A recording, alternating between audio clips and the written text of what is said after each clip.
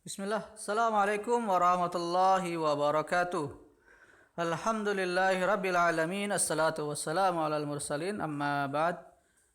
Allahumma inni as'aluka ilman nafi'an wa rizqan tayyiban wa amalan mutaqabbalan. Kaifa halukum? Bagaimana kabar anak-anak kelas semua? Ya. Mudah-mudahan semuanya dalam keadaan sehat wal afiat. Nah, anak-anak yang dirahmati Allah Subhanahu wa taala, pada kesempatan hari ini kita kembali berjumpa dalam pembelajaran pendidikan jasmani, olahraga dan kesehatan. Pada pekan lalu, anak-anak semuanya sudah mengikuti penilaian tengah semester genap untuk pelajaran PJOK. Mudah-mudahan nilainya memuaskan. Meskipun ada beberapa materi yang memang tidak beririsan dengan materi yang kita miliki disebabkan karena adanya perbedaan materi antar guru. Ya, untuk kedepannya insya Allah materi yang disampaikan memiliki kesamaan visi, ya, yaitu sama-sama menggunakan buku yang revisi 2019. Nah, materi kita yang akan kita lakukan pada hari ini yaitu tentang jenis cedera dan cara penanggulangannya bagian pertama. Kenapa kita sebut bagian pertama? Ya, berikut adalah jawabannya. Nah, materi kita itu dibagi dua. Ada jenis cedera dalam aktivitas olahraga dan juga ada jenis cedera dalam aktivitas sehari-hari. Nah, kali ini yang akan kita bahas pada kesempatan kali ini adalah jenis-jenis cedera dalam aktivitas olahraga. Nah, apa sajakah jenis cedera dalam aktivitas olahraga? Yuk kita langsung masuk ke dalam materi selanjutnya.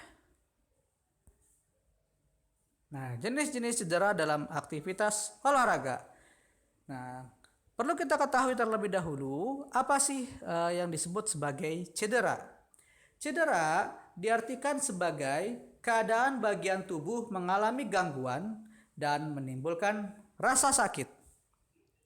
Akibat cedera, gerak tubuh kita terhambat. Cedera dapat dialami seseorang saat beraktivitas fisik atau aktivitas sehari-hari. Oleh karena itu, sebelum beraktivitas, kamu hendaknya berdoa dan melakukan pemanasan. Ya, jadi teman-teman, penting bagi kita sebelum melaksanakan olahraga untuk berdoa terlebih dahulu supaya ketika kita beraktivitas mendapatkan perlindungan dari Allah Subhanahu wa taala. Kemudian juga melakukan pemanasan supaya tubuh kita mampu bergerak sesuai dengan kehendak kita dan tidak menimbulkan cedera. Nah, teman-teman, anak-anak yang dirahmati Allah Subhanahu wa taala, jenis cedera yang pertama yang akan kita alami dalam aktivitas olahraga yaitu adalah cedera memar.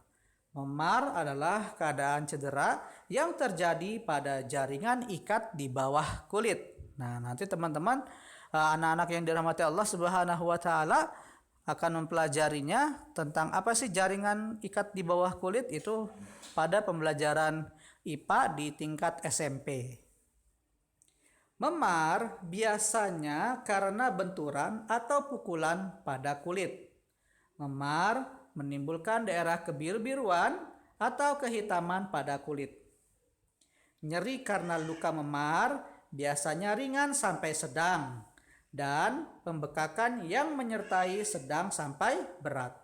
Memar dapat terjadi pada daerah kepala, bahu, siku, tangan, dada, perut, dan kaki. Ya, mungkin teman-teman atau anak-anak yang dirahmati Allah pernah ya mengalami memar mungkin ketika bermain sepak bola atau lari ataupun aktivitas olahraga lainnya kemudian terjatuh atau berbenturan dengan benda-benda keras lainnya, maka bisa menimbulkan cedera memar.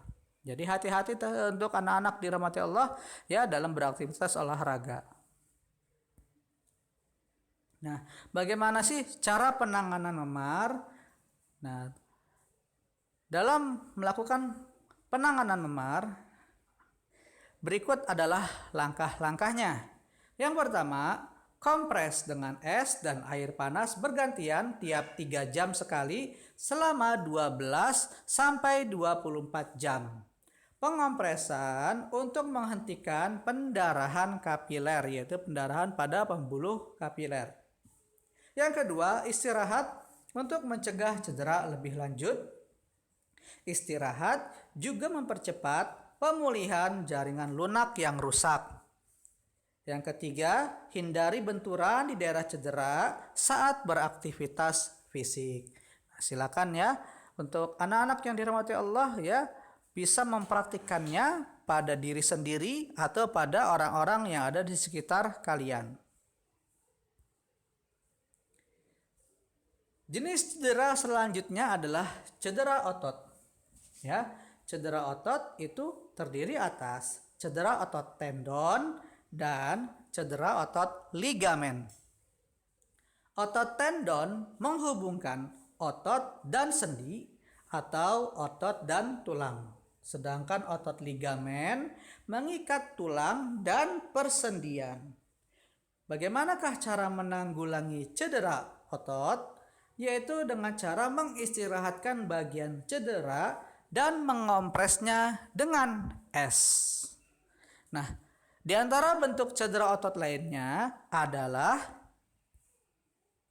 kram otot, yaitu disebabkan oleh kelelahan otot, misalnya kurangnya pemanasan dan peregangan, sehingga menimbulkan gangguan sirkulasi darah menuju otot, dan biasanya kram otot menyebabkan rasa nyeri.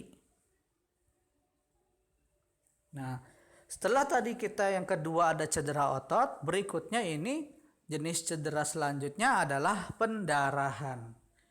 Pendarahan itu sering terjadi saat beraktivitas fisik. Ya, bentuk pendarahannya bisa terjadi pada hidung, mulut, maupun kulit. Ya, pada hidung biasanya dalam bentuk kalau kita sebutnya sebagai mimisan. Ya,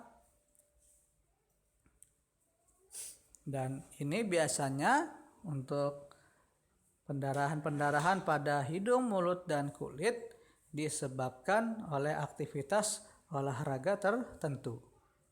Nah, bagaimanakah cara penanganannya? Kita akan pelajari satu persatu.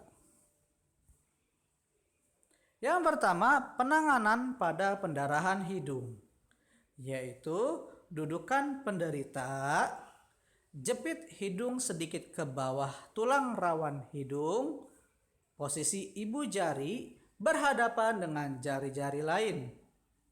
Lakukan selama 5 menit. Anjurkan korban bernafas melalui mulut. Berikan kompres dingin di sekitar batang hidung, mata, hingga pipi. Yang ketiga, jika pendarahan tidak berhasil dihentikan, segera minta pertolongan kepada orang dewasa di sekitarmu. Nah, teman-teman, anak-anak yang dirahmati Allah Subhanahu wa taala, ya, ketika ada teman yang mimisan, ya, pertolongan pertamanya bisa kita lakukan dengan cara yang tadi setelah disebutkan, ya. Nah, berikutnya adalah penanganan pendarahan pada mulut. Nah, pendarahan pada mulut biasanya yaitu pendarahan dari bibir atau gusi, bisa kita hentikan dengan penekanan langsung dan kompres dingin, ya. Jadi kita tekan, kemudian kita berikan kompres dingin. Kemudian jika terdapat gigi goyang atau fraktur, giginya tidak dicabut, ya, tapi korban dibawa ke klinik atau rumah sakit untuk ditangani oleh dokter gigi. Nah, jadi sudah jelas ya pada pendarahan hidung dan mulut bagaimana cara penanganannya. Selanjutnya kita akan masuk pada jenis cedera selanjutnya, yaitu kehilangan kesadaran atau pingsan. Pingsan adalah keadaan kehilangan kesadaran bersifat sementara dan singkat. Pingsan disebabkan berkurangnya aliran darah, oksigen, dan glukosa. Korban pingsan biasanya karena kelelahan, terpapar sinar matahari dalam waktu lama dan lapar. Mungkin ada anak-anak yang pernah merasakannya, ya, disebabkan karena hal-hal yang tadi sudah disebutkan, ya, bisa jadi karena lapar, ya, belum sarapan pada saat upacara, ya, atau apel, kemudian kena matahari, ya, akhirnya kelelahan dan bisa menyebabkan pingsan atau kehilangan kesadaran. Bagaimanakah cara menanggulangi kehilangan kesadaran atau pingsan? Berikut langkah-langkahnya. Jika wajah orang yang pingsan pucat karena kelelahan atau lapar, baringkan di tempat datar. Letakkan kepala lebih rendah dari kaki agar darah mengalir ke kepala korban pingsan. Jika wajah orang yang pingsan memerah, sanggah kepalanya dengan bantal atau sesuatu. Tujuannya agar darah mengalir secara normal. Jika korban muntah, miringkan kepala agar muntahan tidak menghalangi pernapasan. Kemudian jika pakaian dikenakan korban terlalu ketat, kendurkan. Ini dimaksudkan agar korban dapat bernafas dengan lega. Jika korban sudah siuman, beri minuman air gula atau teh manis hangat. Dan jika korban tidak sadar, segera dibawa ke pusat kesehatan terdekat. Ini dilakukan agar segera mendapat perawatan medis. Nah, anak-anak yang dirahmati Allah Subhanahu wa taala, demikianlah jenis-jenis cedera dalam aktivitas olahraga. Yang pertama tadi sudah kita terangkan yang adalah mengenai memar, selanjutnya ada cedera otot, pendarahan dan kehilangan kesadaran. Untuk lebih lanjutnya silakan diulang kembali materinya dan terus semangat dan berusaha, ya, dalam menuntut ilmu. Akhirul kalam, subhanaka Allahumma bihamdik, asyhadu an la ilaha illa anta astaghfiruka wa atubu ilaik. Assalamualaikum warahmatullahi wabarakatuh.